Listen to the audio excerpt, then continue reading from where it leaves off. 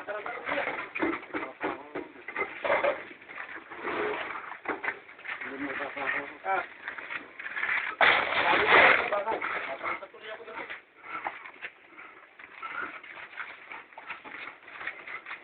dapat mo nalarap.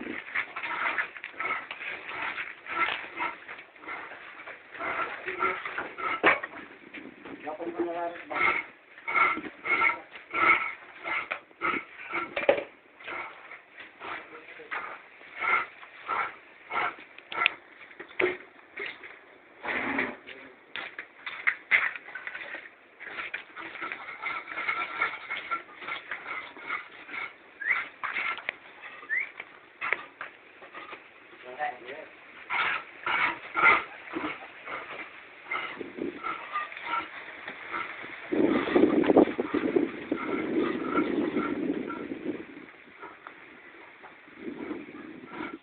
Yan ay pader na.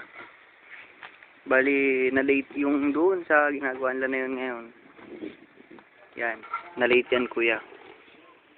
Kasi ano eh, nabitin sa panambak.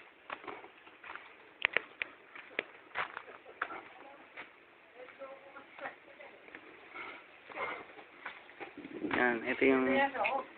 Ito yung pintuan. Yan. Ito yung papasukan ko. Tapos, ito ang CR. Ayan yung CR na isa.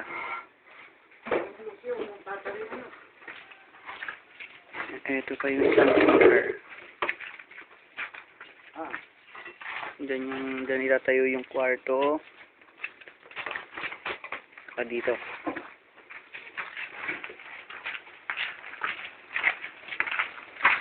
Ayan yung sala mo. Sala. Dito daw ilalagay yung lababo sa may tapat ng CR. Yan. Ito naman ay ang terrace. Yan yung magiging terrace ng bahay. Ito yung mga pagkakabitan ng mga bakal na yan. Yung poste. Ayun yung poste ng terrace. Ito yung magiging entrance sa harap. Yung pinasukan ko kanina, entrance sa likod.